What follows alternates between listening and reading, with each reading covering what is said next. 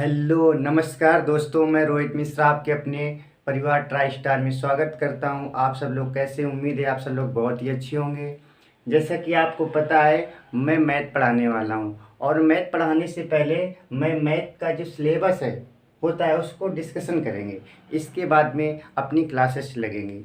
तो सबसे पहले हम देखेंगे मैथ में हमें क्या क्या पढ़ना होता है और ये सिलेबस हमारा किसके लिए है। ये एसएससी के लिए है, रेलवे के लिए और लेखपाल, साथ ही साथ कांस्टेबल, सब के लिए यूज़फुल रहेगा। तो सबसे पहले हम एक एक चैप्टर के बारे में डिस्कशन करेंगे कि हमें मैथ में क्या क्या पढ़ना है। तो सबसे पहले अगर हम बात करें तो हमारा सबसे पहला जो चैप्टर आता है वो चैप्टर हमारा संख्या पद्धति यानी कि नंबर सिस्टम। तो सबसे पहले चैप्टर हमारा आएगा संख्या पद्धति यानी कि नंबर सिस्टम और दूसरा चैप्टर हमारा है परसेंटेज यानी कि प्रतिशत। तो दूसरा चैप्टर है प्रतिशत, इसमें परसेंटेज के बारे में सीखेंगे। और तीसरा चैप्टर हमारा है लाभ हानि यानी कि प्रॉफिट एंड लॉस। इसके बाद में अगला चैप्टर हमारे पास है लासा मासा यानी कि लघुत्तम समापवर्तक और महत्तम समापवर्तक, इंग्लिश में बोलते हैं एलसीएम एंड एचसीएफ। नेक्स्ट हमारा टॉपिक है सरलीकरण यानी कि सिंप्लीफिकेशन। सरलीकरण पढ़ेंगे अगला चैप्टर यानी कि सिंप्लीफिकेशन। इसके बाद में अगला चैप्टर हमारा है वर्ग, वर्गमूल यानी कि स्क्वायर, स्क्वायर रूट और घन, घनमूल यानी कि क्यूब और क्यूब रूट। इसके बाद में अगला चैप्टर हमारा है दशमलव भिन्न, दशमलव भिन्न को इंग्लिश में बोलते हैं डेसिमल फ्रैक्शन। नेक्स्ट हमारा टॉपिक है घातांक करणी यानी कि सड एंड इंडिकेट्स। नेक्स्ट हमारा है अनुपात और समानुपात यानी कि रेशियो एंड प्रोपोर्शन, इसको कवर करेंगे। अगला चैप्टर हमारा है साझेदारी यानी कि पार्टनरशिप। नेक्स्ट हमारा है कार्य एवं समय यानी कि टाइम एंड वर्क। ये टॉपिक हमें डिस्कशन करने हैं। साथ ही साथ इधर आएंगे, अगला हमारा टॉपिक है मिश्रण यानी कि एलिगेशन, मिक्सचर एंड एलिगेशन, इसमें पढ़ेंगे। नेक्स्ट टॉपिक हमारा पाइप एंड टंकी यानी कि पाइप के बारे में पढ़ेंगे, पाइप टंकी के बारे में पढ़ेंगे। अगला एसआई के बारे में, एसआई का मतलब सिंपल इंटरेस्ट यानी कि साधारण ब्याज।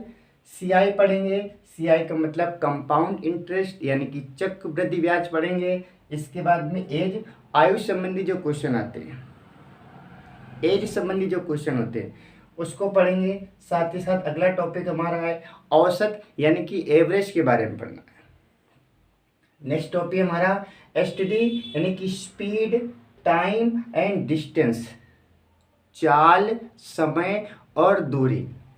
नेक्स्ट हमारा ट्रेन यानी कि रेलगाड़ी संबंधित क्वेश्चन आते हैं, उनको भी पढ़ेंगे। अगला टॉपिक हमारा मेंसुरेशन यानी कि क्षेत्र मिति। मेंसुरेशन भी दो प्रकार के पढ़ेंगे, इसमें 2D भी पढ़ेंगे और 3D पढ़ेंगे। मेंसुरेशन पढ़ेंगे। अगला टॉपिक हमारा एल्जेब्रा यानी कि बीजगणित पढ़ेंगे।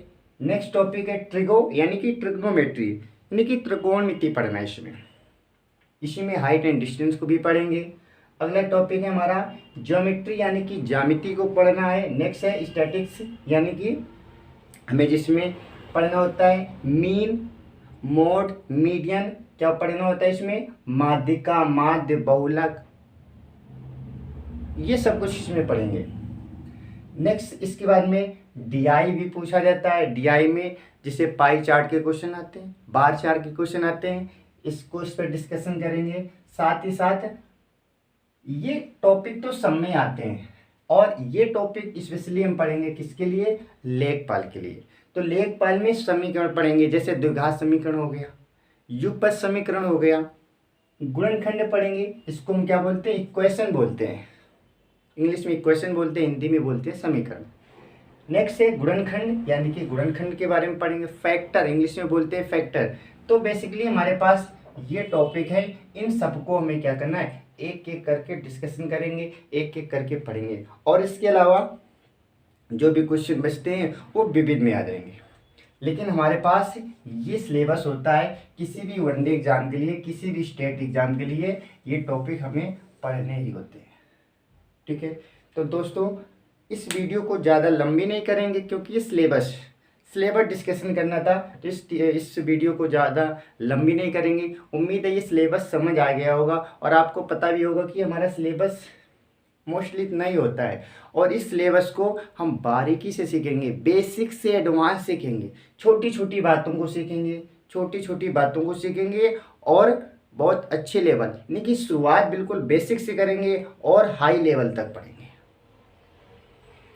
तो इन्हीं बातों के साथ अपने शब्दों को विराम देता हूँ। उम्मीद है ये बातें समझ आ गई होंगी। इसके बाद अब हमारी क्लास शुरू होगी और कल से जो चैप्टर लेंगे वो चैप्टर हमारा कौन सा रहेगा, तो सबसे पहले चैप्टर लेंगे हम रेशियो यानी कि अनुपात चैप्टर को सबसे पहले डिस्कशन करेंगे।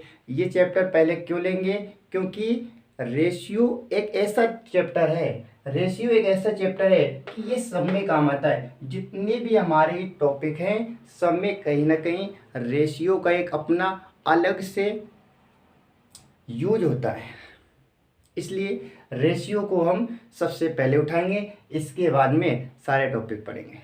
ठीक है, थैंक यू।